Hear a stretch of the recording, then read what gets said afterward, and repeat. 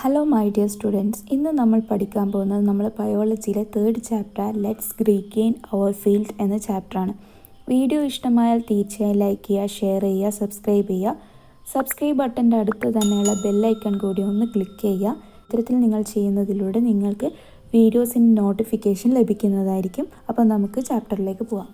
ഈ ഒരു പിക്ചറിൽ നിങ്ങൾക്ക് കാണാൻ സാധിക്കും ഒരു കഴുകൻ കുട്ടിയെ കൊത്തിക്കൊണ്ടുപോകാൻ വേണ്ടി കാത്തു നിൽക്കുന്നതായിട്ട് നിങ്ങൾക്ക് കാണാൻ സാധിക്കും. അതുപോലെ ആ കുട്ടി മണ്ണ് വാരി തിന്നുന്ന ഒരവസ്ഥയാണ് ഈ ഒരു പിക്ചറിൽ നിങ്ങൾക്ക് കാണാൻ സാധിക്കുക. ഈ ഒരു പിക്ചർ എവിടെ നിന്നുള്ളതാണെന്ന് നിങ്ങൾക്കറിയാവോ? ഒരു പക്ഷേ നിങ്ങളിൽ പലർക്കും അറിയാമായിരിക്കും. ഈ ഒരു പിക്ചർ സൊമാലിയയിൽ നിന്നുള്ളതാണ്. ഈ ഒരു പിക്ചർ എടുത്തിരിക്കുന്ന കെവിൻ കാർട്ടൺ എന്ന് പറഞ്ഞിട്ടുള്ള ഒരു ഫോട്ടോഗ്രാഫറായിരുന്നു. വളരെ പ്രശസ്തി ആർജിച്ച ഒരു ഫോട്ടോഗ്രാഫിയാണിത്. ഇതിൽ നിന്ന് നിങ്ങൾക്ക് എന്ത് കാര്യമാണ് മനസ്സിലാകുന്നത്? ഫുഡ് സ്കാർസിറ്റിയുടെ ഭീകരതയാണ് ഈ ഒരു പിക്ചറിൽ നിങ്ങൾക്ക് കാണാൻ സാധിക്കുന്നത്. എന്താണ് ഈ ഫുഡ് സ്കാർസിറ്റി എന്ന് പറയുന്നത്? അതാണ് നമ്മൾ ആദ്യമായി ഈ ഒരു ചാപ്റ്ററിൽ നമ്മൾ നോക്കാൻ പോകുന്നത്. ആ ഒരു പിക്ചറിൽ നിങ്ങൾക്ക് കാണാൻ സാധിക്കും ആവശ്യത്തിന് ഭക്ഷണം ലഭിക്കാത്തത് കൊണ്ടാണ് ആ കുട്ടി മണ്ണ് വാരി തിന്നുന്നത്.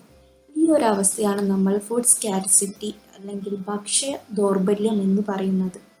എന്തൊക്കെയായിരിക്കും ഇതിനുള്ള കാരണങ്ങൾ? അതുപോലെ തന്നെ സയൻസ് കൊണ്ട് ഫുഡ് സ്കാർസിറ്റിക്ക് എന്തെങ്കിലും മാറ്റങ്ങൾ ഉണ്ടാവുമോ? ഇത്തരത്തിലുള്ള കാര്യങ്ങളാണ് നമ്മൾ ഈ ചാപ്റ്ററിൻ്റെ ഫസ്റ്റ് പാർട്ടിൽ നമ്മൾ ഡിസ്കസ് ചെയ്യാൻ പോകുന്നത്. ഭക്ഷണത്തിന് ലഭ്യത കുറവിനെയാണ് നമ്മൾ ഫുഡ് സ്കാർസിറ്റി എന്ന് പറയുന്നത്. എന്നാൽ നമ്മുടെ ആരോഗ്യത്തിനനുസരിച്ച് ഭക്ഷണം ലഭിക്കുന്നതിനെയാണ് നമ്മൾ ഫുഡ് സെക്യൂരിറ്റി എന്ന് പറയുന്നത്. എന്തുകൊണ്ടൊക്കെയായിരിക്കും ഈ ഫുഡ് സ്കാർസിറ്റി ഉണ്ടാകുന്നത്? Absence of large scale farm activities, അതായത് ലാർജ് സ്കെയിൽ ഫാം ആക്ടിവിറ്റീസിൻ്റെ ലഭ്യത ഇല്ലാത്തതും അതുപോലെ തന്നെ ഫുഡ് പ്രൊഡക്ഷൻ കുറയുന്നതുമൊക്കെയാണ് ഫുഡ് സ്കാർസിറ്റിക്ക് കാരണമാകുന്നത്. മോഡേൺ ഫാം ടെക്നിക്സ് ഒക്കെ അഡോപ്റ്റ് ചെയ്തിട്ട് നമുക്ക് പ്രൊഡക്ഷൻ കോസ്റ്റ് കുറക്കാനും അതുപോലെ തന്നെ കൂടുതൽ പ്രൊഡക്ഷൻസ് നടത്താനും അതുപോലെ തന്നെ നമുക്ക് ചെയ്യാൻ പറ്റുന്നത് എന്താണ്? ഈ ഒരു കാര്യം കൊണ്ട് ഫാമേഴ്സിന് കൂടുതൽ പ്രോഫിറ്റ് ലഭിക്കുകയും ചെയ്യും.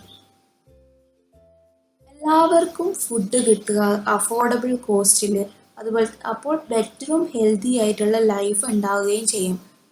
അതാണ് നമ്മൾ ഫുഡ് സെക്യൂരിറ്റി കൊണ്ട് ഉദ്ദേശിക്കുന്നത്. Ensure sufficient food for everyone, എല്ലാവർക്കും സഫിഷ്യൻ്റ് ആയിട്ടുള്ള ഫുഡ് എൻഷ്യൂർ ചെയ്യുക. Food materials are available to all affordable cost, food materials എല്ലാം അവൈലബിൾ ആകുക അഫോർഡബിൾ കോസ്റ്റിൽ. അതുപോലെ തന്നെ എന്താണ്, എല്ലാവർക്കും ഓപ്പർച്യൂണിറ്റി കിട്ടുക, ഒരു ബെറ്ററും ഹെൽത്തി ലൈഫും കിട്ടാൻ വേണ്ടിയിട്ടുള്ള. aims that society that has better life condition. ഇത് എന്താണ് എയിം ചെയ്യുന്നത് എന്ന് വെച്ചാൽ ഒരു ബെറ്റർ ലൈഫ് കണ്ടീഷനാണ്. Without experience lack of nutrition, ഒരു ലാക്ക് ഓഫ് ന്യൂട്രീഷനും ഇല്ലാതെ ഒരു ബെറ്റർ സൊസൈറ്റി ഉണ്ടാക്കുക എന്നുള്ളതാണ് ഈ ഒരു കാര്യം കൊണ്ട് ഉദ്ദേശിക്കുന്നത്. Food security is the situation that ensures sufficient food for everyone to lead a healthy life. എല്ലാവർക്കും ആരോഗ്യപരമായി ജീവിതം നയിക്കുന്നതിന് വേണ്ടിയുള്ള ഭക്ഷണം ആവശ്യാനുസരണം ലഭിക്കുന്ന സാഹചര്യത്തെയാണ് നമ്മൾ ഫുഡ് സെക്യൂരിറ്റി എന്ന് പറയുന്നത്. നമ്മുടെ കേരളത്തിൽ പ്രധാനമായിട്ടും നമ്മൾ ഭക്ഷിക്കുന്നത് റൈസാണ്. റൈസിൻ്റെ പ്രൊഡക്ഷനും ലാൻഡ് ഓഫ് കൾട്ടിവേഷനും അതുപോലെ പോപ്പുലേഷൻ റേറ്റും തമ്മിലുള്ള ഒരു ഡിഫറൻസ് കാണിക്കുന്ന ടേബിൾ നിങ്ങൾ ടെക്സ്റ്റ് ബുക്കിൽ പേജ് നമ്പർ 112 കാണാൻ സാധിക്കും. ആ ഒരു ടേബിൾ നമ്മളോട് കമ്പയർ ചെയ്തിട്ട് കുറച്ച് ക്വസ്റ്റ്യൻസ് നമ്മളോട് ചോദിച്ചിട്ടുണ്ട്. ആ ക്വസ്റ്റ്യൻസിന് ആൻസേഴ്സ് നമ്മളോട് എഴുതാൻ പറഞ്ഞിട്ടുണ്ട്. അതിന് നമ്മൾ ആദ്യം ഈ ഒരു ടേബിളിൽ എന്തൊക്കെ കാര്യങ്ങളാണ് പറഞ്ഞിരിക്കുന്നത് എന്നുള്ളത് നന്നായി മനസ്സിലാക്കിയെടുക്കണം. നിങ്ങൾക്ക് ഈ ഒരു ടേബിളിൽ കാണാൻ സാധിക്കും ഇയറും ഏരിയ ഓഫ് കൾട്ടിവേഷൻ അതുപോലെ തന്നെ റൈസ് പ്രൊഡക്ഷൻ്റെ റേറ്റും പോപ്പുലേഷൻ റേറ്റുമാണ് ഈ ഒരു ടേബിളിൽ കൊടുത്തിരിക്കുന്നത്. 1971 നിങ്ങൾക്ക് കാണാൻ സാധിക്കും area of land four cultivation എന്ന് പറയുന്നത് 8.75 ആയിരുന്നു. പിന്നീട് അത് ഡിക്രീസ് ചെയ്ത് പോവുകയാണ് ചെയ്തിരിക്കുന്നത്. 2011 ആയപ്പോൾ അത് 1971 1/4 ആയിട്ട് ലാൻഡ് ഓഫ് കൾട്ടിവേഷൻ ഡിക്രീസ് ആയതായിട്ട് നിങ്ങൾക്ക് കാണാൻ സാധിക്കും.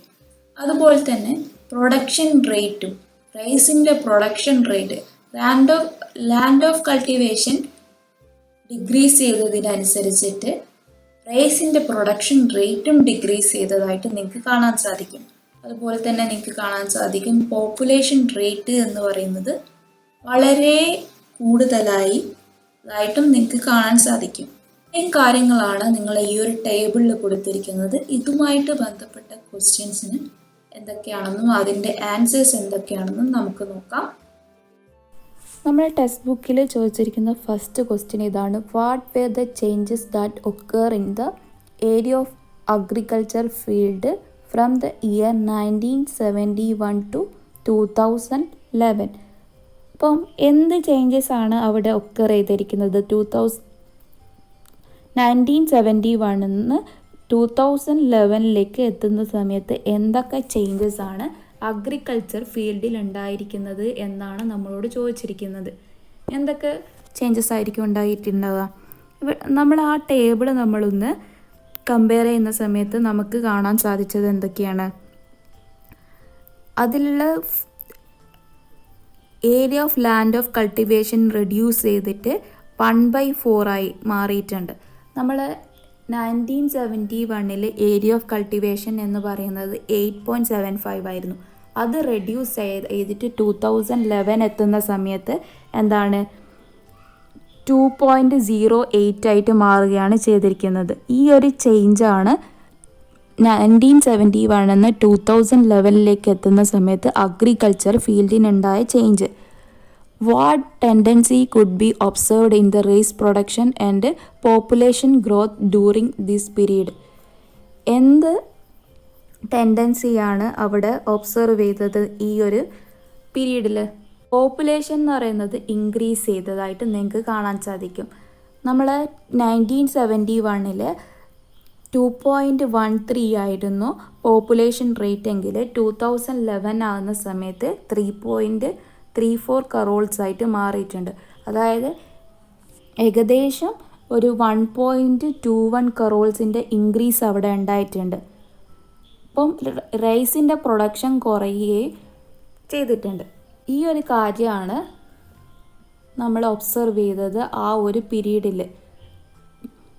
What tendency could be observed in the rice production? Rice production നമുക്ക് എന്താണ് ഡിക്രീസ് ആകുന്നതും അതുപോലെ തന്നെ പോപ്പുലേഷൻ ഗ്രോത്ത് എന്ന് പറയുന്നത് ഇൻക്രീസ് ആകുന്നത് കാണുകയാണ് ചെയ്തിരിക്കുന്നത്.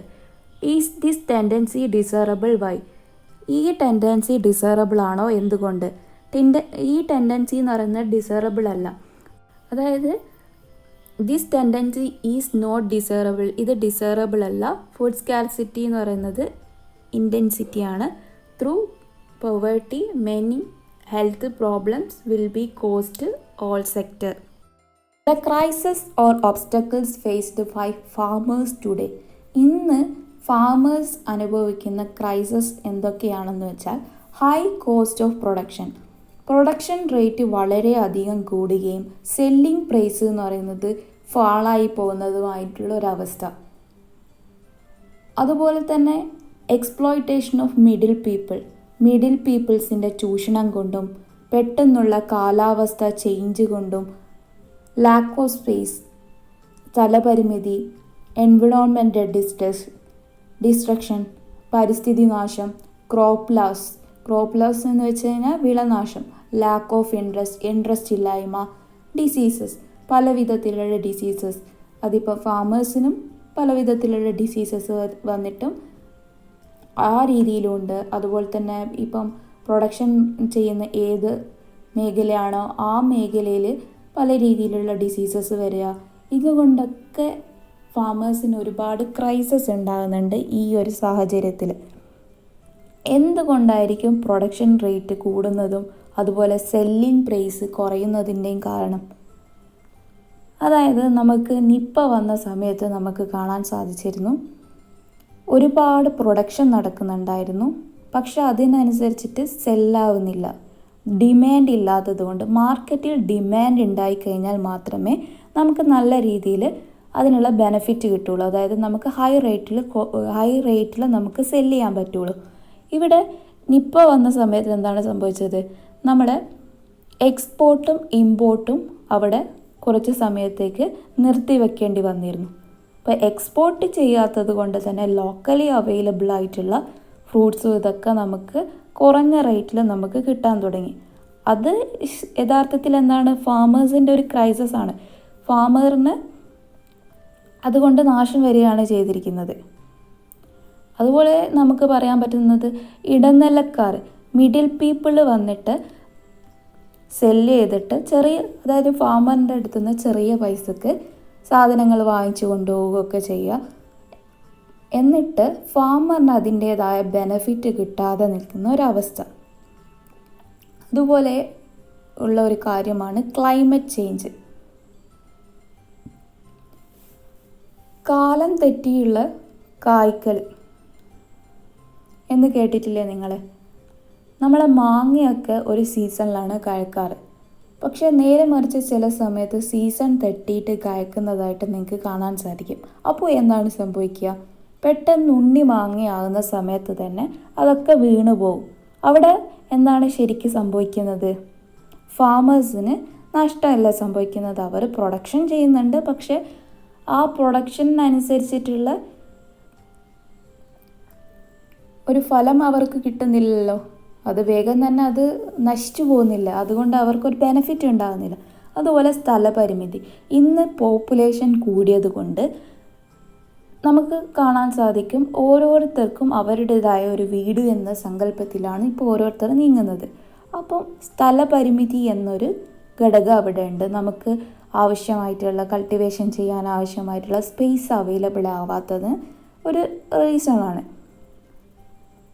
അതുപോലെ നമ്മളെ പരിസ്ഥിതിയുടെ നാശം, അതായത് എൻവിറോൺമെൻ്റൽ ഡിസ്ട്രക്ഷൻ. നമ്മൾക്ക് കാണാൻ സാധിക്കും ഈ പ്ലാസ്റ്റിക്കിൻ്റെയും അതുപോലെ തന്നെ പല കാര്യങ്ങളും നമ്മളെ ഫാക്ടറിയിൽ നിന്ന് വരുന്ന മാലിന്യങ്ങൾ കൊണ്ടൊക്കെ നമ്മളെ എൻവിറോൺമെൻറ്റ് പൊല്യൂട്ടായിട്ട് നിങ്ങൾക്ക് കാണാൻ സാധിക്കും. അപ്പോൾ ഈ പൊല്യൂഷൻ ആയ സോയിൽ, അതായത് പൊല്യൂട്ടഡ് ആയിട്ടുള്ള സോയിൽ എന്ന് പറയുന്നത് നമ്മളെ കൃഷിക്ക് അനുയോജ്യമായിട്ടുള്ള സോയിലായിരിക്കില്ല. അതും ഫാമേഴ്സിന് ഉള്ള ഒരു ക്രൈസിസ് ആണ്. അതുപോലെ പെസ്റ്റൊക്കെ വന്നിട്ട് നമ്മളെ ഫാമേഴ്സിൻ്റെ പ്രൊഡക്റ്റിനെയൊക്കെ നശിപ്പിച്ച് കളയുക, ഇൻട്രസ്റ്റ് കുറഞ്ഞു പോകുക. ഇതൊക്കെ എന്താണ് ഫാമേഴ്സ് ഫേസ് ചെയ്യുന്ന ക്രൈസിസ് ആണ്. പലതരത്തിലുള്ള രോഗങ്ങൾ വരിക. അപ്പോൾ നിങ്ങൾക്ക് മനസ്സിലായെന്ന് വിചാരിക്കുന്നു എന്തൊക്കെ ക്രൈസിസ് ആണ് ഫാമേഴ്സ് ഇന്ന് അനുഭവിക്കുന്നത് എന്നുള്ളത്. How can we overcome certain issues in the field of farming? Field of ഫാമിങ്ങിലുള്ള ഇത്തരത്തിലുള്ള ഇഷ്യൂസ് നമുക്ക് എങ്ങനെ സോൾവ് ചെയ്യാൻ പറ്റും? നമ്മളെ സോയിലിൻ്റെ ഫെർട്ടിലിറ്റി ഇൻക്രീസ് ചെയ്യിപ്പിക്കുക സയൻറ്റിഫിക്കലി. അതിലൂടെ നമുക്ക് ഇത്തരത്തിലൊരു ഇഷ്യൂ നമുക്ക് സോൾവ് ചെയ്യാൻ പറ്റും. വേറെ എന്തൊക്കെ കാര്യങ്ങളാണ് നമുക്ക് ചെയ്യാൻ പറ്റുന്നത്? Proper testing. സോയിലിൻ്റെ പ്രോപ്പർ ടെസ്റ്റിങ്ങിലൂടെ അതിലുള്ള ഓരോ എലമെൻസിൻ്റെയും അളവ് നമുക്ക് മനസ്സിലാവും. അതുപോലെ എത്ര വാട്ടർ കണ്ടൻറ് ഉണ്ട്, ഇതൊക്കെ നമുക്ക് ഈ ഒരു സോയിൽ ടെസ്റ്റിങ്ങിലൂടെ നമുക്ക് മനസ്സിലാവുന്നതാണ്. അതുപോലെ തന്നെ പ്രോപ്പറായിട്ടുള്ള ഇറിഗേഷൻ, ഹൈ ഹീൽഡിങ് ഹൈബ്രിഡ് വെറൈറ്റീസിന് നമ്മൾ എന്ത് ചെയ്യാം? കൂടുതലായിട്ട് പരീക്ഷിച്ച് നോക്കുക. കൺട്രോളിങ് ഡിസീസസ് നമ്മൾ കൺട്രോൾ ചെയ്യുക. അതായത് പെസ്റ്റ് ഇൻഫെക്ഷൻസൊക്കെ നമ്മൾ എന്ത് ചെയ്യുക? പെസ്റ്റ് വഴിയിലുള്ള ഒരു രോഗങ്ങളൊക്കെ നമ്മൾ കൺട്രോൾ ചെയ്യുക. അഗ്രികൾച്ചർ സൊസൈറ്റീസ് നമ്മൾ രൂപീകരിക്കുക. ഇൻ്റഗ്രേറ്റഡ് പെസ്റ്റ് മാനേജ്മെൻറ്റ് ഉണ്ടാക്കിയെടുക്കുക. ഓർഗാനിക് വേസ്റ്റ് മാനേജ്മെൻറ്റ് ഉണ്ടാക്കിയെടുക്കുക. നമ്മൾ മോഡേൺ അഗ്രികൾച്ചർ പ്രാക്ടീസസ് അഡാപ്റ്റ് ചെയ്യുക. അതായത് ഹൈഡ്രോപോണിക്സും പോളി ഹൗസ് ഫാമിംഗ്, പ്രിസിഷൻ ഫാമിങ്ങും വെർട്ടിക്കൽ ഫാമിംഗ്, ടെറസ് കൾട്ടിവേഷൻ, ഇതൊക്കെ ഉൾപ്പെടുത്തുകയൊക്കെ ചെയ്തു കഴിഞ്ഞാൽ നമുക്ക് ഈ ഇഷ്യൂസൊക്കെ നമുക്ക് സോൾവ് ചെയ്യാൻ പറ്റും. അപ്പം നിങ്ങൾ ചോദിക്കും എന്താണ് hydroponics, poly house farming, precision farming, vertical farming, terrace cultivation എന്നൊക്കെയുള്ളത്. ഇതൊക്കെ എന്താണ് ഒരു മോഡേൺ അഗ്രികൾച്ചർ പ്രാക്ടീസസ് ആണ്. ഹൈഡ്രോപോണിക്സിൽ എന്താ പ്രത്യേകത എന്ന് വെച്ചാൽ നമുക്ക് മണ്ണ് വേണ്ട ആവശ്യമില്ല, അല്ലാതെ നമുക്ക് കൃഷി നടത്താൻ പറ്റുന്ന ഒരു മെത്തേഡാണ് ഹൈഡ്രോപോണിക്സ് എന്ന് പറയുന്നത്. പോളി ഹൗസ് ഫാമിംഗ് എന്ന് പറഞ്ഞു കഴിഞ്ഞാൽ വളരെ എഫക്റ്റീവായിട്ടുള്ള ഒരു മെത്തേഡാണ്. നമ്മൾ ഇപ്പം സാധാരണഗതിയിൽ നമുക്ക് കിട്ടുന്ന ഇതിൽ നിന്നും കൂടുതൽ പ്രൊഡക്ഷൻ നമുക്ക് ഈ ഒരു പോളി ഹൗസ് ഫാമിങ്ങിലൂടെ നമുക്ക് നേടിയെടുക്കാൻ കഴിയും.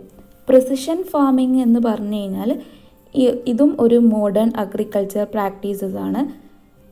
ഇതിലൂടെയും നമുക്ക് കുറഞ്ഞ ജലസേചനം വഴി നമുക്ക് കൂടുതൽ പ്രൊഡക്ട്സ് ഉണ്ടാക്കാൻ പറ്റും എന്നുള്ളതാണ് ഇതിൻ്റെ ഒരു ബെനഫിറ്റ്.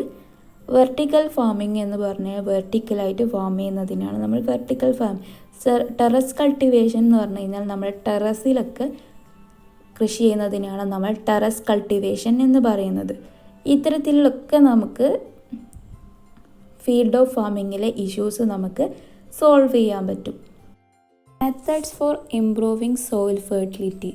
എന്തൊക്കെ മെത്തേഡ്സ് യൂസ് ചെയ്തിട്ടാണ് നമ്മുടെ സോയിൽ ഫെർട്ടിലിറ്റി ഇംപ്രൂവ് ചെയ്യുക എന്നുള്ളതാണ് ഇവിടെ നമ്മൾ പഠിക്കാൻ പോകുന്നത്. Organism like bacteria, fungi, algae, termites, earth worms, leguminous plants etcetera increase fertility of soil, maintain the pH of soil by proper soil test and scientific application of fertilizers. അതായത് bacteria, fungus, algae, termites എന്ന് വെച്ചാൽ എന്താണ്? ചിതലുകൾ. Earthworms, leguminous plants എന്ന് വെച്ചാൽ എന്താണ്? പയറുവർഗ്ഗങ്ങൾ. ഇവയെല്ലാം എന്ത് ചെയ്യുന്നുണ്ട്? സോയിലിൻ്റെ ഫെർട്ടിലിറ്റി ഇൻക്രീസ് ചെയ്യുന്നുണ്ട്. Maintain the pH of soil by proper soil test. നമ്മൾ എന്ത് ചെയ്യുക? കൃത്യമായ രീതിയിൽ സോയിൽ ടെസ്റ്റ് ചെയ്തിട്ടും അതുപോലെ തന്നെ നല്ല ഫെർട്ടിലൈസേഴ്സ് യൂസ് ചെയ്തിട്ടും നമുക്ക് സോയിൽ ഫെർട്ടിലിറ്റി ഇൻക്രീസ് ചെയ്യാൻ പറ്റും. ഇത്രയും കാര്യങ്ങളാണ് നമ്മൾ ഇംപ്രൂവിങ് ടെക്നിക്സ് എന്ന് ഉദ്ദേശിക്കുന്നത്. അപ്പം എന്തൊക്കെ എസെൻഷ്യൽ എലമെൻറ്റ്സ് ആണ് ഒരു പ്ലാന്റ് ഗ്രോത്തിന് വേണ്ടത്? Carbon, hydrogen, oxygen, nitrogen, phosphorus, potassium and sulphur.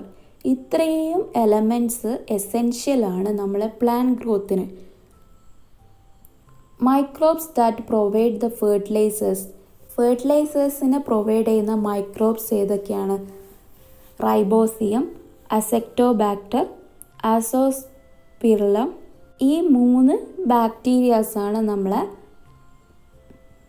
ഫെർട്ടിലൈസേഴ്സിനെ provide ചെയ്യുന്ന മൈക്രോബ്സ് എന്ന് പറയുന്നത്. Aquatic plants that provide nitrogen to soil. Azolla എന്ന അക്വാട്ടിക് പ്ലാന്റ് ആണ് സോയിലിന് നൈട്രജൻ പ്രൊവൈഡ് ചെയ്യുന്നത്. Consequence of unscientific application of chemical fertilisers. Chemical ഫെർട്ടിലൈസേഷൻ്റെ ആപ്ലിക്കേഷൻ കൊണ്ട് എന്തൊക്കെ കോൺസിക്വൻസ് ആണ് ഉണ്ടാവുന്നത്? Adversely affect the growth of micro ഓർഗാനിസത്തിൻ്റെ ഗ്രോത്തിനെ അഫക്റ്റ് ചെയ്യും. അതുപോലെ തന്നെ ഹെൽത്ത് ഇഷ്യൂസ് ഉണ്ടാവും. സോയിലിൻ്റെ കോമ്പോസിഷനിലൊക്കെ ചേഞ്ചസ് ഉണ്ടാവും. അതായത് നമ്മൾ സോയിലിൽ ഇപ്പോൾ ഒരുപാട് ഘടകങ്ങളുണ്ടാവും. ആ ഘടകങ്ങളിലൊക്കെ എന്താണ് ചേഞ്ചസ് ഉണ്ടാവുകയും അതുവഴി നമ്മളെ സോയിലിൻ്റെ ഫെർട്ടിലിറ്റി നഷ്ടപ്പെടുകയും ചെയ്യും. ഇപ്പം പുതുതായിട്ട് നമ്മൾ പ്ലാന്റ്സ് ഒക്കെ നട്ട് വളർത്തിയെടുക്കാൻ ശ്രമിച്ചു കഴിഞ്ഞാൽ നല്ല രീതിയിൽ വളർന്നെന്ന് വരില്ല ഈ കെമിക്കൽ ഫെർട്ടിലൈസേഴ്സ് യൂസ് ചെയ്ത് കഴിഞ്ഞാൽ. അതായത് മണ്ണിൻ്റെ ഫലപുഷ്ടിയൊക്കെ നശിച്ചു പോകും. ആ ഒരു കാര്യമാണ് ഇവിടെ പറഞ്ഞിരിക്കുന്നത്. What do you mean by integrated pest management? എന്താണ് ഇൻ്റഗ്രേറ്റഡ് പെസ്റ്റ് മാനേജ്മെൻറ്റ് എന്ന് പറയുന്നത്? ഇതൊരു എക്കോ ഫ്രണ്ട്ലി ആയിട്ടുള്ള മെത്തേഡാണ്. അതായത് എക്കോ ഫ്രണ്ട്ലി ആയിട്ടുള്ള പെസ്റ്റ് കൺട്രോളാണ്. എൻവിറോൺമെൻറ്റിനെ ഡിസ്ട്രക്റ്റ് ചെയ്യാതെ. നമ്മൾ കേൾക്കാറില്ല ഈ ജൈവ കീടനാശിനി തളിക്കുക എന്നൊക്കെ. അതായത് നമ്മളെ മൃഗത്തിൻ്റെയൊക്കെ കാഷ്ടങ്ങൾ നമ്മൾ ചെടികൾക്കൊക്കെ വളമായിട്ടൊക്കെ നമ്മൾ കൊടുക്കാറുണ്ട്. അതുപോലെ ഓർഗാനിക് വേസ്റ്റസ് ഒക്കെ നമ്മളെ ചെടികൾക്ക് കൊണ്ടുപോയിട്ട് ഇട്ട് കൊടുക്കാറുണ്ട്. ഇതൊക്കെ എന്താണ്, ഒരു തരത്തിൽ പറഞ്ഞു കഴിഞ്ഞാൽ അതൊരു വളമാണ്. ഇപ്പം അതുപോലെ തന്നെ ഈ മൃഗങ്ങളുടെയൊക്കെ this is done by reducing, അതായത് നമുക്ക് കെമിക്കൽ പെസ്റ്റിസൈഡ്സിനെ നമുക്ക് ഡിക്രീസ് ചെയ്യാൻ പറ്റും ഈ ഇൻ്റഗ്രേറ്റഡ് പെസ്റ്റ് മാനേജ്മെൻറ്റിലൂടെ. അതുപോലെ നമ്മളെ ബയോ പെസ്റ്റിസൈഡ്സിൻ്റെ അപ്ലിക്കേഷന് എൻകറേജ് ചെയ്യാനും പറ്റും. Natural enemies of pest, mechanical pest control, നമുക്ക് മെക്കാനിക്കൽ പെസ്റ്റ് കൺട്രോൾസൊക്കെ നമുക്ക് ഇതിലൂടെ ചെയ്യാൻ പറ്റും. Consequence of excessive application of chemical pesticides, കൂടുതലായിട്ട് കെമിക്കൽ പെസ്റ്റിസൈഡ്സ് ഉപയോഗിച്ച് കഴിഞ്ഞാൽ എന്താണ് സംഭവിക്കുക? നമ്മളെ എൻവിറോൺമെൻറ്റിന് നാശനഷ്ടം സംഭവിക്കും. അതുപോലെ തന്നെ നമ്മളെ എൻവിറോൺമെൻറ്റ് ഇപ്പം നല്ല ഹെൽത്ത് അല്ലെങ്കിൽ അതായത് ഇപ്പോൾ പൊല്യൂട്ടഡ് ഒക്കെ ആയിക്കഴിഞ്ഞാൽ അതുവഴി നമുക്ക് ഒരുപാട് ഹെൽത്ത് ഇഷ്യൂസസ് ഉണ്ടാകാനുള്ള ചാൻസസ് ഉണ്ട്. എക്സാമ്പിൾ നമുക്ക് ക്യാൻസർ പോലുള്ള രോഗങ്ങളൊക്കെ വരാനുള്ള ചാൻസസ് ഉണ്ട്. Methods four disposal of organic wastes, എന്തൊക്കെ മെത്തേഡ്സ് യൂസ് ചെയ്തിട്ടാണ് നമുക്ക് ഓർഗാനിക് വേസ്റ്റസിനെ ഡിസ്പോസ് ചെയ്യാൻ പറ്റുക? Biogas production of fodder, fish feed or poultry fodder, അതായത് നമുക്ക് ബയോഗ്യാസ് പ്രൊഡക്ഷനിലൂടെ നമുക്ക് ഓർഗാനിക് വേസ്റ്റിനെ ഡിസ്പോസൽ ചെയ്യാൻ പറ്റും. അതുപോലെ മീൻ വളർത്തി അല്ലെങ്കിൽ നമുക്ക് കോഴികളെയൊക്കെ വളർത്തിയിട്ടൊക്കെ നമുക്ക് ഈ ഓർഗാനിക് വേസ്റ്റസിനെ ഡിസ്പോസ് ചെയ്യാൻ പറ്റുന്ന മെത്തേഡ്സാണ് ഇതൊക്കെ. Diversity in farming or culture, ഇതിനെ നമുക്ക് ഇത്തരത്തിലൊരു ടേബിളാക്കി വെക്കുകയാണെങ്കിൽ നമുക്ക് വേഗത്തിൽ ഓരോ കാര്യങ്ങൾ പഠിക്കാൻ പറ്റും. ഇതിൽ ഞാൻ 3 സെക്ടേഴ്സിനെ പറ്റിയാണ് ആദ്യം നിങ്ങൾക്ക് ഞാൻ വിവരിച്ചു തരാൻ പോകുന്നത്. ആദ്യത്തേത് live stock management, raring of കാറ്റിൽ, അതായത് കന്നുകാലി വളർത്തൽ. ഇതിൽ നിന്ന് ഈ കന്നുകാലികളെ വളർത്തുന്നതിൽ നിന്ന് നമുക്ക് കിട്ടുന്ന പ്രൊഡക്ട്സ് ഏതൊക്കെയാണ്? Milk, meat. അതുപോലെ തന്നെ നമ്മൾ ഈ കന്നുകാലികളെ നമ്മൾ അഗ്രികൾച്ചർ പർപ്പസിന് വേണ്ടി നമ്മൾ യൂസ് ചെയ്യാറുണ്ട്. ഇതിലുള്ള ഈ കന്നുകാലികളിലുള്ള വെറൈറ്റീസ് ഏതൊക്കെയാണെന്ന് ചോദിച്ചാൽ കൗ, ബഫല്ലോ, ഗോട്ട്, ഇവയാണ് ഇതിലുള്ള വെറൈറ്റീസ് എന്ന് പറയുന്നത്. ഈ കൗവിൽ തന്നെ അതിൻ്റേതായ ഒരുപാട് വെറൈറ്റീസ് ഉണ്ട്. അതാണ് ജേഴ്സി, ഹോട്ട് സ്റ്റീൽ, ഫ്രീഷ്യർ, ബെച്ചൂർ, ഇതൊക്കെ. ബഫല്ലോയിൽ പെടുന്നതാണ് മൂറ, നീലിരവി, ബദാവരി, ഇതൊക്കെ. ആടിൻ്റെ ഇനത്തിൽപ്പെടുന്ന, അതായത് ഗോട്ടിൻ്റെ ഇനത്തിൽപ്പെടുന്നതാണ് തലശ്ശേരി, ജംനാപാരി, ബോയർ, ഇവയെല്ലാം. പോൾട്ടറി ഫാമിംഗ്, റെയറിങ് ഓഫ് ബേർഡ്സ്, പക്ഷി പരിപാലനം. പക്ഷികളെ നമ്മൾ പരിപാലിക്കുന്നത് എന്തിനൊക്കെയാണ്? എഗ്ഗ്, മീറ്റ്, ഇവക്ക് വേണ്ടിയിട്ടാണ് നമ്മൾ poultry farming, raring of birds ചെയ്യുന്നത്. ഇതിൻ്റെ വെറൈറ്റീസാണ് ചിക്കനും ഡക്കും. ചിക്കനിൽ പെടുന്ന വെറൈറ്റീസാണ് അതുല്യ, ഗ്രാമലക്ഷ്മി, വൈറ്റ് ലെഗോൺ, ഇതൊക്കെ. ഡക്കിൽ പെടുന്നതാണ് മസ്ക്വറി, ചാര, ചെമ്പല്ലി, ഇതൊക്കെ. അതായത് കാട ഇനത്തിൽപ്പെട്ടതാണ് ജാപ്പനീസ്, ബോബ് വൈറ്റ്, ഇതൊക്കെ. സെറികൾച്ചർ എന്ന് പറഞ്ഞാൽ റെയറിങ് ഓഫ് സിൽക്കാണ്. ഇത് നാച്ചുറൽ സിൽക്ക് എന്നാണ് ഇത്തരത്തിലുള്ള ഒരു പ്രൊഡക്റ്റ് ഉണ്ടാകുന്നത്. അതായത് സെറികൾച്ചറിലൂടെയാണ് നമുക്ക് നാച്ചുറൽ സിൽക്ക് ഉണ്ടാകുന്നത്. ആ നാച്ചുറൽ സിൽക്കിൻ്റെ വെറൈറ്റീസാണ് മെർബറി സിൽക്ക് വേം, ടസർ, മൂഗ സിൽക്ക് വേം, ഇതൊക്കെ. ഫിസിക്കൾച്ചർ എന്ന് വെച്ചാൽ എന്താ? Raring of fish, prawn. ഇതിൽ നിന്ന് നമുക്ക് കിട്ടുന്ന പ്രൊഡക്റ്റാണ് മീറ്റ് എന്ന് പറയുന്നത്. ഈ മീറ്റിൽ തന്നെ പലതരത്തിലുള്ള വെറൈറ്റീസ് ഉണ്ട്. എഡിബിൾ ഫിഷ്, ഓർണമെൻ്റൽ ഫിഷ്, പ്രൗണ് എന്നൊക്കെ പറഞ്ഞിട്ട് അതിലുള്ള വെറൈറ്റീസിന് എക്സാമ്പിളാണ് പേൾ സ്പോട്ട്, റോഹു, കട്ല, ഇതൊക്കെ. ഓർണമെൻ്റൽ ഫിഷിന് എക്സാമ്പിളാണ് നമ്മളെ ഗോൾഡ് ഫിഷ്, ഗപ്പി. പ്രൗണിന് എക്സാമ്പിളാണ് നരൻ, കാര, ഇതൊക്കെ. അതുപോലെ ഫ്ലോറികൾച്ചർ എന്ന് വെച്ചാൽ എന്താണ്? ആ ഫ്ലോറി എന്നുള്ള ആ ഒരു ഇതിൽ തന്നെ അതിൻ്റെ മീനിങ് ഉണ്ട്. Cultivation of flowering plants. Flowering പ്ലാന്റ്സിൻ്റെ കൾട്ടിവേഷനെയാണ് ഫ്ലോറികൾച്ചർ എന്ന് പറയുന്നത്. ഇതിലെന്താണ്? ഫ്ലവേഴ്സാണ് നമുക്ക് പ്രൊഡക്റ്റായിട്ട് കിട്ടുന്നത് jasmine, marigold, rose, orchid, anthurium ഇതെല്ലാം ഇതിൻ്റെ ഫ്ലവേഴ്സിൻ്റെ വെറൈറ്റിയിൽ പെട്ടതാണ്. എപ്പികൾച്ചർ, റെയറിങ് ഓഫ് ഹണി ബീസിൻ്റെ റെയറിങ്ങിനെയാണ് നമ്മൾ എപ്പികൾച്ചർ എന്ന് പറയുന്നത്. അതിൽ നിന്ന് നമുക്ക് കിട്ടുന്ന പ്രൊഡക്ട്സാണ് ഹണി ബാഗ്സ്. ഇതൊക്കെ അതിൻ്റെ വെറൈറ്റീസാണ് കോളൻ, മലിഫേറ, ജോഡിയാൻ. ഇതൊക്കെ ക്യൂണിക്കൾച്ചർ എന്ന് പറഞ്ഞു കഴിഞ്ഞാൽ റെയറിങ് ഓഫ് റാബിറ്റ്. ഇതിൽ നിന്ന് കിട്ടുന്ന പ്രൊഡക്റ്റാണ് മീറ്റ് എന്ന് പറയുന്നത്. ഇതിൻ്റെ വെറൈറ്റീസാണ് ഗ്രേപ്പ്, അങ്കൂറ. ഇതൊക്കെ മഷ്റൂം കൾച്ചറിൽ നമുക്ക് കിട്ടുന്ന പ്രൊഡക്റ്റാണ് നമ്മൾ ഫുഡ്. അതായത് നമ്മൾ മഷ്റൂമൊക്കെ നമ്മൾ ഫുഡായിട്ട് യൂസ് ചെയ്യുന്നില്ല, നമ്മൾ കറി വെക്കാനും അതിനൊക്കെ നമ്മൾ മഷ്റൂം യൂസ് ചെയ്യാറുണ്ട്. അതിലുള്ള വെറൈറ്റീസാണ് ഓസ്റ്റർ മഷ്റൂമും. നമ്മൾ ലോക്കൽ ലാംഗ്വേജിൽ പറയുന്നതാണ് ഇവിടെ ബ്രാക്കറ്റിൽ കൊടുത്തിരിക്കുന്നത്. അതായത് പാൽക്കൂൺ എന്ന് പറയും, ചിപ്പിക്കൂൺ എന്നും പറയും. ഹൊറിക്കൾച്ചർ എന്ന് പറഞ്ഞു കഴിഞ്ഞാൽ കൾട്ടിവേഷൻ ഓഫ് ഫ്രൂട്ട്സ് ആൻഡ് ഫ്രൂട്ട്സിൻ്റെയും വെജിറ്റബിൾസിൻ്റെയും കൾട്ടിവേഷനെയാണ് നമ്മൾ ഹോർട്ടിക്കൾച്ചർ എന്ന് പറയുന്നത്. ഹോർട്ടിക്കൾച്ചർ എന്ന് പറഞ്ഞു കഴിഞ്ഞാൽ cultivation of fruits and vegetables. അതിൽ നിന്ന് നമുക്ക് കിട്ടുന്ന പ്രൊഡക്റ്റ് എന്ന് പറയുന്നത് ഫ്രൂട്ട്സും വെജിറ്റബിൾസും ആണ്. അതിന് എക്സാമ്പിളാണ് ലിച്ചി, റംബൂട്ടാൻ, ഡുറിയാൻ. ഇതൊക്കെ മെഡിസിനൽ പ്ലാന്റ് കൾട്ടിവേഷൻ. അതിന് നമുക്ക് ആ ഒരു സെക്ടറിൽ നിന്ന് നമുക്ക് കിട്ടുന്ന പ്രൊഡക്റ്റാണ് മെഡിസിൻ എന്ന് പറയുന്നത്. നീം, സിദ്ധ, വെട്ടിവേര, അങ്ങനെ ഇവിടെ ഞാൻ കൊടുത്തിരിക്കുന്ന എല്ലാ എക്സാമ്പിൾസും, അതായത് ഇതിൻ്റെ വെറൈറ്റീസ്, മെഡിസിൻ്റെ ഡിഫറെൻറ്റ് വെറൈറ്റീസാണ് ഞാനിവിടെ കൊടുത്തിരിക്കുന്നത്. നീം, ബാസിൽ, ഈ എല്ലാ കാര്യം. അപ്പോൾ നിങ്ങൾ എന്ത് ചെയ്യുക, ഈ എല്ലാ കാര്യങ്ങളും നോട്ട് എഴുതിയെടുക്കുക. ഈ ടേബിൾ വളരെ ഇമ്പോർട്ടൻ്റ് ആണ്. പല വിധത്തിൽ ഈ ടേബിളിൽ നിന്ന് നിങ്ങൾക്ക് ക്വസ്റ്റ്യൻസ് ചോദിക്കാനുള്ള ചാൻസസ് ഉണ്ട്. ഞാനിത് സ്പീഡായിട്ടൊന്ന് ബ്രീഫായിട്ട് നിങ്ങൾക്ക് എക്സ്പ്ലെയിൻ ചെയ്തു തന്നതാണ്. അപ്പോൾ നിങ്ങൾക്ക് എല്ലാവർക്കും മനസ്സിലായെന്ന് വിചാരിക്കുന്നു. അപ്പോൾ നിങ്ങൾ ഈ ടേബിൾ എന്ത് ചെയ്യുക, മനസ്സിലാക്കി പഠിക്കുക.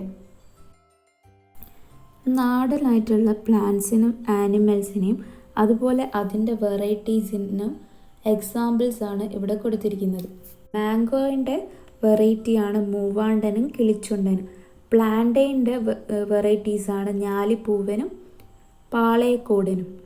കൗവിൻ്റെ വെറൈറ്റീസാണ് വെച്ചൂരും കാസർഗോഡ് കുള്ളനും. ആടിൻ്റെ വെറൈറ്റിയാണ് മലബാരിയും അട്ടപ്പാടി ബ്ലാക്കും. അപ്പോൾ ഇതുപോലെ നിങ്ങൾക്ക് ക്വസ്റ്റ്യൻസ് വരാൻ ചാൻസസ് ഉണ്ട്. അപ്പോൾ നിങ്ങൾ എന്ത് ചെയ്യുക, ഈ രീതിയിലും ഒന്ന് പഠിച്ചു വെക്കുക. ആ ഒരു ടേബിൾ വെച്ചിട്ട് ഇതുപോലെ നിങ്ങൾ എന്ത് ചെയ്യുക, ക്വസ്റ്റ്യൻസ് ഉണ്ടാക്കിയിട്ട് പഠിച്ചു വെക്കുക. അപ്പോൾ നിങ്ങൾക്ക് എക്സാമിന് വരുന്ന ക്വസ്റ്റ്യൻസൊക്കെ വളരെ ഈസി ആയിട്ട് ഓരോന്നും വേഗത്തിൽ എഴുതാൻ സാധിക്കും. Example for few techniques in farming. Modern agriculture practices. അതായത് മോഡേൺ അഗ്രികൾച്ചർ പ്രാക്ടീസസിന് എക്സാമ്പിൾസാണ് പോളി ഹൗസ് ഫാമിംഗ് എന്ന് പറഞ്ഞു കഴിഞ്ഞാൽ. എന്താണ് പോളി ഹൗസ് ഫാമിംഗ് എന്ന് പറഞ്ഞു കഴിഞ്ഞാൽ? The crop field is completely or partially covered by transparent polythene sheet. Crop field എന്താണ്? കംപ്ലീറ്റ്ലി അല്ലെങ്കിൽ പാർഷ്യലി ഒരു ട്രാൻസ്പാരൻറ്റ് പോളിത്തീൻ ഷീറ്റ് കൊണ്ട് കവർ ചെയ്തിട്ടുണ്ടാവുക. അതുപോലെ തന്നെ ഇതിൻ്റെ ടെമ്പറേച്ചറും മോയ്സ്ചറും ഒക്കെ പോളി ഹൗസിൻ്റെ കോൺസ്റ്റൻ്റ്ലി റെഗുലേറ്റ് ചെയ്യുകയും ചെയ്യും. അതുകൊണ്ട് തന്നെ പ്ലാന്റിൻ്റെ ഗ്രോത്ത് റാപ്പിഡായിട്ട് നടക്കും. ന്യൂട്രീഷൻസ് ഒക്കെ വാട്ടറിൽ ഡിസോൾവ് ചെയ്യും. അത് എങ്ങനെയാണ് പ്ലാന്റ്സിൽ സപ്ലൈ ചെയ്യുന്നത് എന്ന് വെച്ചാൽ ഡ്രിപ്പ് ഇറിഗേഷൻ യൂസ് ചെയ്തിട്ടാണ് ആ ഒരു ന്യൂട്രിയൻസ് പ്ലാന്റ്സിലേക്ക് എത്തുന്നത്. അതായത് നമ്മൾ തളിച്ചു കൊടുക്കുക. Pest infestation will also be less. പെസ്റ്റിൻ്റെ കൺട്രോളും അവിടെ ഉണ്ട്. പെസ്റ്റ് വന്നിട്ട് അറ്റാക്ക് ഒന്നും ചെയ്യില്ല നമ്മളെ ഈ ക്രോപ്പ് ഫീൽഡിന്.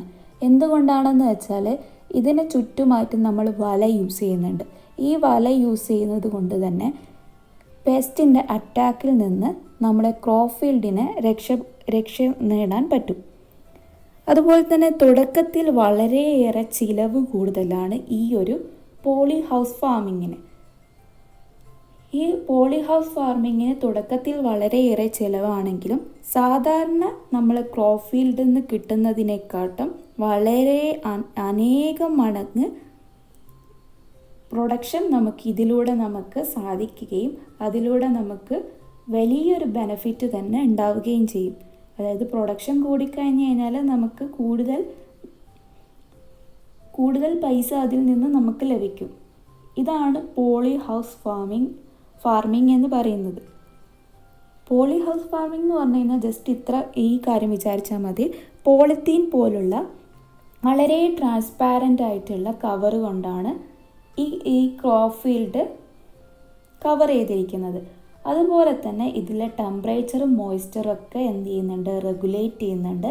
പ്ലാന്റിൻ്റെ ഗ്രോത്തൊക്കെ വേഗത്തിൽ നടക്കുന്നുണ്ട്. അതുകൊണ്ട് തന്നെ ന്യൂട്രീഷൻസ് ഡിസോൾവ് ചെയ്ത വാട്ടർ പ്ലാന്റ്സിൽ സപ്ലൈ ചെയ്യുന്നത് ഡ്രിപ്പ് ഇറിഗേഷനിലൂടെയാണ്. അതുപോലെ പെസ്റ്റിൻ്റെ അറ്റാക്കൊക്കെ ഇവിടെ വളരെ കുറവാണ്. എന്തുകൊണ്ടാണെന്ന് വെച്ചാൽ ഇതിൻ്റെ മേലെയായിട്ട് നമ്മൾ വല യൂസ് ചെയ്യുന്നത് കൊണ്ട് പെസ്റ്റ് വന്ന് അറ്റാക്ക് ചെയ്യാനുള്ള ചാൻസസ് വളരെ കുറവാണ്. അതുപോലെ തന്നെ ഇതിൽ നിന്ന് കൂടുതൽ പ്രൊഡക്ഷൻ ഉണ്ടാകുന്നത് കൊണ്ട് നമുക്ക് കൂടുതൽ ലാഭകരമായിട്ടുള്ള ഒരു ബിസിനസ് ഇതിൽ നിന്ന് നമുക്ക് ലഭിക്കും.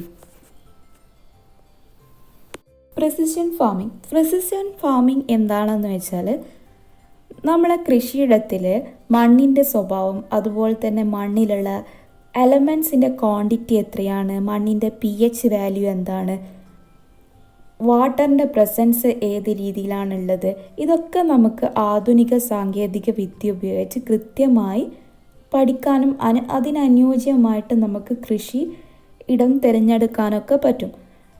ആ ഒരു തരം ഫാമിങ്ങിനെയാണ് നമ്മൾ പ്രിസിഷൻ ഫാമിംഗ് എന്ന് പറയുന്നത്. ഈ രീതിയിൽ നമ്മൾ ചെയ്യുന്ന ഒരു ഫാമിംഗ് ആണ് പ്രിസിഷൻ ഫാമിംഗ് എന്ന് പറയുന്നത്.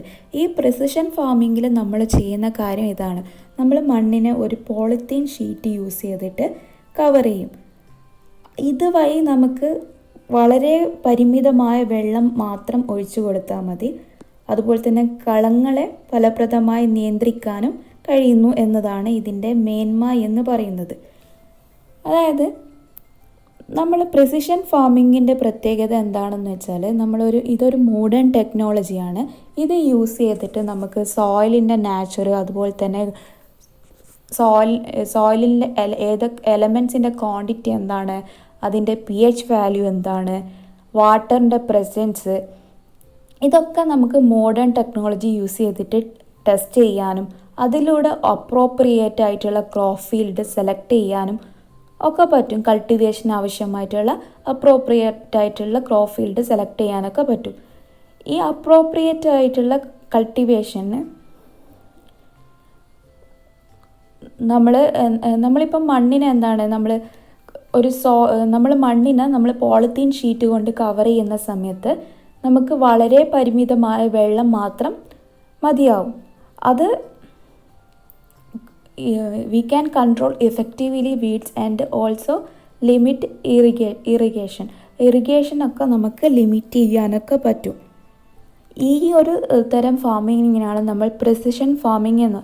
ഇതിലൂടെയുള്ള ഗുണം എന്താണെന്ന് വെച്ചാൽ പരിമിതമായ വെള്ളം മാത്രം മതി. ഇപ്പോൾ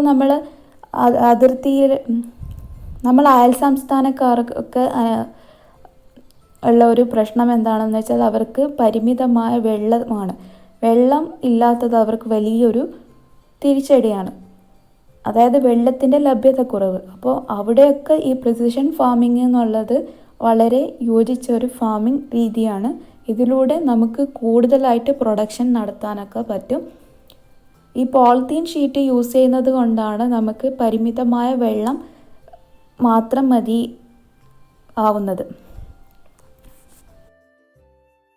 ഹൈഡ്രോപോണിക്സ് എയറോപോണിക്സ് എന്ന് പറയുന്ന ടെക്നിക്ക് എന്താണെന്ന് വെച്ചാൽ നമ്മൾ സോയിലില്ലാതെ കൃഷി സാധ്യമാകുമെന്ന് നമ്മളെ ശാസ്ത്രലോകം തെളിയിച്ചിട്ടുണ്ട്. അതായത് സയൻറ്റിഫിക് വേൾഡ് തെളിയിച്ചിട്ടുണ്ട്. അതിൻ്റെ എക്സാമ്പിൾസാണ് ഹൈഡ്രോപോണിക്സും എയറോപോണിക്സും എന്ന് പറയുന്നത്. നമ്മളെ പ്ലാന്റ്സിൽ ന്യൂട്രിയൻ സൊല്യൂഷനിൽ വളർത്തുന്ന രീതിയാണ് ഹൈഡ്രോപോണിക്സ് എന്ന് പറയുന്നത്. അതുപോലെ പ്ലാന്റ്സിലെ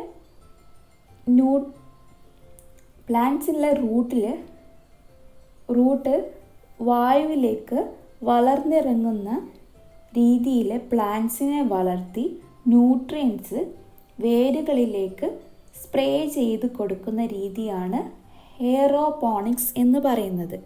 ഇതിൻ്റെ രണ്ടിൻ്റെയും പ്രത്യേകത എന്താണെന്ന് വെച്ചാൽ അതിന് രണ്ടിനും സോയിൽ ആവശ്യമില്ല. ഇപ്പം പല സ്ഥലങ്ങളിലും മണ്ണില്ലാത്തത് കൊണ്ട് കൃഷി നടക്കാതെ വരുന്നുണ്ട്. അപ്പോൾ ഇത്തരത്തിലുള്ള ടെക്നിക്ക് യൂസ് ചെയ്തിട്ട് നമുക്ക് മണ്ണില്ലാതെ തന്നെ നമുക്ക് കൃഷി സാധ്യമാകുന്നതാണ്. നിങ്ങളുടെ ടെക്സ്റ്റ് ബുക്കിൽ പേജ് നമ്പർ 122 കുറച്ച് ക്വസ്റ്റ്യൻസ് ചോദിച്ചിട്ടുണ്ട്. ആദ്യത്തെ നമ്മളോട് ചോദിച്ചിരിക്കുന്ന ക്വസ്റ്റ്യൻ ഇതാണ്: how does the modern farming technology help to reduce crop loss due to climate change? കാലാവസ്ഥാ വ്യതിയാനം മൂലമുള്ള വിളനഷ്ടം കുറയ്ക്കാൻ ആധുനിക കൃഷിരീതികൾ സഹായകമാകുന്നുണ്ടോ? മോഡേൺ ഫാമിംഗ് ടെക്നോളജി ഹെൽപ്പ് ചെയ്യുന്നുണ്ടോ ക്രോപ്പ് ലോസ് റെഡ്യൂസ് ചെയ്യാൻ? ക്ലൈമറ്റ് ചേഞ്ച് കൊണ്ടുള്ള ക്രോപ്പ് ലോസ് റെഡ്യൂസ് ചെയ്യാൻ മോഡേൺ ടെക്നോളജി ഹെൽപ്പ് ചെയ്യുന്നുണ്ടോ? നമ്മളിപ്പം മോഡേൺ ടെക്നോളജീസിനെ പറ്റി നമ്മൾ പഠിച്ചു. പോളി ഹൗസ് ഫാമിംഗ് എന്താണെന്ന് പഠിച്ചു. അതുപോലെ തന്നെ ഹൈഡ്രോപോണിക്സ് എന്താ, എയറോപോണിക്സ് എന്താ, പ്രിസിഷൻ ഫാമിംഗ് എന്താണെന്നൊക്കെ നമ്മൾ പഠിച്ചു. അപ്പോൾ ഈ പഠിച്ചതിൽ നിന്ന് നമുക്ക് ഇതിൻ്റെ ആൻസേഴ്സ് നല്ല കൂളായിട്ട് നമുക്ക് എഴുതിക്കൂടെ? അതായത് പോളി ഹൗസ് ഫാമിംഗ് ആണ് helpful to reduce crop loss. Poly house farming എന്ന് പറയുന്നത് എന്താണ്? ഹെൽപ്ഫുള്ളാണ് നമ്മളെ ക്രോപ്പ് ലോസിനെ റെഡ്യൂസ് ചെയ്യാൻ വേണ്ടിയിട്ട്. ക്ലൈമറ്റ് ചേഞ്ചിനെല്ലാം നമ്മൾ ക്രോപ്പിനെ സേവ് ചെയ്യാൻ ഈ ഒരു ടെക്നിക്ക് യൂസ് ചെയ്തിട്ട് നമുക്ക് ചെയ്യാൻ പറ്റുന്നതാണ്. അപ്പോൾ പോളി ഹൗസ് ഫാമിങ്ങിനെ പറ്റി നമ്മൾ പഠിച്ച കാര്യങ്ങളൊക്കെ അവിടെ നിങ്ങൾ എഴുതുക. അതുപോലെ നമ്മളോട് ചോദിച്ചിട്ടുണ്ട് what are the merit of precision farming. Precision farming എന്താണെന്ന് നമ്മളിപ്പം പഠിച്ചതല്ലേ, അതിൻ്റെ മെറിറ്റ് എന്താണെന്നുള്ളതും നമ്മൾ ആ നോട്ട്സിലുണ്ട്. അപ്പോൾ അത് നിങ്ങൾ എഴുതുക. How it is possible to depend on cultivation without soil. Without സോയിലുള്ള കൾട്ടിവേഷനാണ് നമ്മളിപ്പം പഠിച്ചുകൊണ്ടിരുന്നത്, ഹൈഡ്രോപോണിക്സും എയറോപോണിക്സും. അപ്പോൾ അതിനെപ്പറ്റി നിങ്ങളെ നോട്ട്ബുക്കിലേക്ക് എഴുതി വെക്കുക. Okay. Importance of agriculture societies or organisers. എന്താണ് അഗ്രികൾച്ചർ സൊസൈറ്റീസ്? അതിൻ്റെ ഇമ്പോർട്ടൻസ് എന്താണ്? നമുക്കറിയാം, നമ്മുടെ ഫാമേഴ്സ് ഫേസ് ചെയ്യുന്ന മെയിൻ പ്രോബ്ലത്തിൽ ഒന്നാണ് മിഡിൽ പീപ്പിൾ എക്സ്പ്ലോയിറ്റേഷൻ. അതായത് മിഡിൽ പീപ്പിൾ ചൂഷണം ചെയ്യുന്ന ഒരു അവസ്ഥ ഉണ്ടായിരുന്നു. ഫാമേഴ്സിന് നേരിട്ട് അവരുടെ പ്രൊഡക്ട്സ് സെല്ല് ചെയ്യാൻ പറ്റാത്തൊരവസ്ഥ. അപ്പോൾ ഇത്തരത്തിൽ നമ്മൾ ഓർഗനൈസേഷൻ അല്ലെങ്കിൽ സൊസൈറ്റീസ് രൂപീകരിക്കുക വഴി അവരുടെ, അതായത് ഫാമേഴ്സിന് അവരുടെ പ്രൊഡക്ട്സ് മീഡിയേറ്റർ ഇല്ലാതെ സെല്ല് ചെയ്യാനും ബൈ ചെയ്യാനും സൗകര്യങ്ങൾ ഒരുക്കാനാണ് ഇത്തരത്തിൽ അഗ്രികൾച്ചർ സൊസൈറ്റീസ് രൂപീകരിച്ചിരിക്കുന്നത്. ഇതിലൂടെ നമുക്ക് ഡിഫറെൻ്റ് ആയിട്ടുള്ള പ്രൊഡക്ട്സ് സംഭരിക്കാനും സ്റ്റോറേജ് ചെയ്യാനും അതുപോലെ തന്നെ വിപണിയിൽ എത്തിക്കാനൊക്കെ സാധ്യമാകുന്നു. നല്ല വില ലഭിക്കുന്ന അവസരം നോക്കി സെല്ല് ചെയ്യുവായി കർഷകന്, അതായത് ഫാമറിന് നല്ല ലാഭം കൊയ്യാനും അതുപോലെ തന്നെ കൃഷി ചെയ്യാൻ ആവശ്യമായ പൈസ കുറഞ്ഞ പലിശയിൽ വായ്പ എടുക്കാനൊക്കെ സാധ്യമാകുന്നുണ്ട്. നമ്മുടെ ഉൽപ്പന്നങ്ങൾ, അതായത് പ്രൊഡക്ട്സ് ആവശ്യക്കാർ ഏറിയതോടെ ഫാമേഴ്സ് ഓൺലൈനിലൂടെയും ഇത്തരത്തിൽ സെല്ലിംഗ് നടത്തുന്നുണ്ട്. ഇതിന് കാരണം എന്താണെന്ന് വെച്ചാൽ ഫാമേഴ്സുമായിട്ട് നേരിട്ട് ബൈ ചെയ്യുമ്പോൾ അതിൻ്റെ ആ പ്രൊഡക്റ്റിൻ്റെ ഗുണമേന്മ എന്ന് പറയുന്നത് നല്ലതായതുകൊണ്ടാണ് ഇത്തരത്തിൽ ഓൺലൈൻ ആയിട്ട് കർഷകർ ബിസിനസ് നടക്കുമ്പോൾ അവർക്ക് കൂടുതലായിട്ട് ബെനഫിറ്റ്സ് കിട്ടുന്നത്. ഇമ്പോർട്ടൻസ് ഓഫ് അഗ്രികൾച്ചർ സൊസൈറ്റീസിനെ പറ്റി ഒരു ഡീറ്റെയിൽഡ് നോട്ട് ഞാനിവിടെ കൊടുത്തിട്ടുണ്ട്. ഞാൻ ജസ്റ്റ് നിങ്ങൾക്ക് ഈ അഗ്രികൾച്ചർ സൊസൈറ്റി എന്താണെന്നുള്ള ഒരു ബ്രീഫ് ഇൻട്രൊഡക്ഷൻ ഞാനിപ്പം തന്നു. ഈ നോട്ട്സിൽ ഇൻക്ലൂഡ് ചെയ്തിരിക്കുന്നത് എന്തൊക്കെയാണെന്ന് വെച്ചാൽ helpful to farmers to market their product without help of mediator. അതായത് ഫാമേഴ്സിന് ഹെൽപ്ഫുള്ളാണ്. അതായത് നമ്മളെ ഫാമേഴ്സിന് മാർക്കറ്റിൽ പ്രൊഡക്റ്റ് വേറൊരാളും ഇല്ലാതെ സെല്ല് ചെയ്യാൻ പറ്റും. അതിലൂടെ മാക്സിമം പ്രൈസ് ആ പ്രൊഡക്റ്റിൽ അവർക്ക് തന്നെ കിട്ടുന്നു. Facility four storage of item store ചെയ്യാൻ പറ്റുകയും അതിലൂടെ അവർക്ക് മാർക്കറ്റിംഗിൽ നല്ല പൈസ കിട്ടുന്ന സമയത്ത് അവർക്ക് അത് സെല്ല് ചെയ്യാനൊക്കെ പറ്റുന്നു. ലോ ഇൻട്രസ്റ്റിൽ ലോൺസൊക്കെ അവർക്ക് അവൈലബിൾ ആകുന്നു ഇത്തരത്തിൽ സൊസൈറ്റീസ് ക്രിയേറ്റ് ചെയ്തുകൊണ്ട്. അതുപോലെ തന്നെ ഓൺലൈൻ ഓർഗനൈസേഴ്സ് കസ്റ്റമേഴ്സിനെ ഐഡൻറ്റിഫൈ ചെയ്ത് അതുപോലെ തന്നെ ക്വാളിറ്റി ആയിട്ടുള്ള ഓർഗാനിക് പ്രൊഡക്ട്സ് അവർക്ക് സെല്ല് ചെയ്യാൻ പറ്റുന്നു. അതിലൂടെ ഹയർ പ്രൈസസ് അവർക്ക് ലഭിക്കുകയും അതുപോലെ തന്നെ അവരുടെ നോളേജും എക്സ്പീരിയൻസും ഒക്കെ ഷെയർ ചെയ്യാനൊക്കെ ഈ ഒരു ഓൺലൈൻ പ്ലാറ്റ്ഫോമിലൂടെ അവർക്ക് സാധ്യമാവുകയും ചെയ്യുന്നു. കർഷകരുടെ കൂട്ടായ്മ അഗ്രികൾച്ചർ സൊസൈറ്റീസ് രൂപീകരിക്കുന്നതിലൂടെ ഇത്തരത്തിലുള്ള ബെനിഫിറ്റ്സ് ആണ് ഫാമേഴ്സിന് ലഭിക്കുന്നത്. A real farmer should be in fact a scientist. Why? ഒരു റിയൽ ഫാമർ എന്ന് പറയുന്നത് യഥാർത്ഥത്തിൽ ഒരു സയൻറ്റിസ്റ്റ് കൂടിയാണ്. എന്തുകൊണ്ടാണ് ഇങ്ങനെ പറയുന്നത്? The farmer is one who applies the scientific method like observation, collecting information, analyze and formulate inference and apply this to agri field. Such farmer is a scientist in reality. Farmer എന്തൊക്കെയാണ് ചെയ്യുന്നത്? Observe ചെയ്യുകയും informations collect ചെയ്യുകയും അതിനെ analyse ചെയ്തിട്ട് അഗ്രികൾച്ചറിൽ അത് apply ചെയ്യുകയാണ് ചെയ്യുന്നത്. അതുകൊണ്ടാണ് ഫാമറിനെ നമ്മൾ സയൻറ്റിസ്റ്റ് എന്ന് റിയാലിറ്റിയിൽ പറയുന്നത്. അതായത് റിയാലിറ്റിയിൽ ഫാമർ എന്ന് പറയുന്നത് സയൻറ്റിസ്റ്റ് ആണെന്ന് പറയുന്നത് ഈ ഒരു കാരണം കൊണ്ടാണ്. Advantages of Sunday farming or family farming. എന്താണ് സൺഡേ ഫാർമിംഗ് അല്ലെങ്കിൽ ഫാമിലി ഫാർമിങ്ങിൻ്റെ അഡ്വാൻറ്റേജസ് എന്താണ്? Utilisation of barren land utilise ചെയ്യാൻ പറ്റും. Get pesticide free and fresh food. Pesticide free ആയിട്ടുള്ള ഫ്രഷ് ഫുഡ് നമുക്ക് കിട്ടും. നമ്മുടെ ബോഡിക്ക് എക്സസൈസ് ആവും. അതുപോലെ തന്നെ നമുക്ക് റീക്രിയേഷൻ ചെയ്യും. പിന്നെയും നമുക്ക് ക്രിയേഷൻ ചെയ്യാൻ സാധിക്കും. ഇതൊക്കെയാണ് സൺഡേ ഫാർമിംഗ് അല്ലെങ്കിൽ ഫാമിലി ഫാർമിങ്ങിൻ്റെ അഡ്വാൻറ്റേജ് എന്ന് പറയുന്നത്. Ways to overcome the lack of space for cultivation and limitation in. എന്തൊക്കെ വേസ് ആണ് നമ്മൾ ലാക്ക് ഓഫ് സ്പേസിനെ ഓവർകം ചെയ്യാൻ പറ്റുന്നത്? അതുപോലെ തന്നെ വളർത്തുന്നതിന് ലിമിറ്റേഷന് എന്തൊക്കെ കാര്യങ്ങളാണ് നമുക്ക് ചെയ്യാൻ പറ്റുന്നത്? ടെറസ് കൾട്ടിവേഷൻ ചെയ്യാം, grow bag cultivation, vertical farming. ഇതൊക്കെ നമുക്ക് ചെയ്തു കഴിഞ്ഞാൽ നമുക്ക് ഈ ലാക്ക് ഓഫ് സ്പേസിൻ്റെ ആ ഒരു പ്രോബ്ലം നമുക്ക് ഓവർകം ചെയ്യാൻ പറ്റും.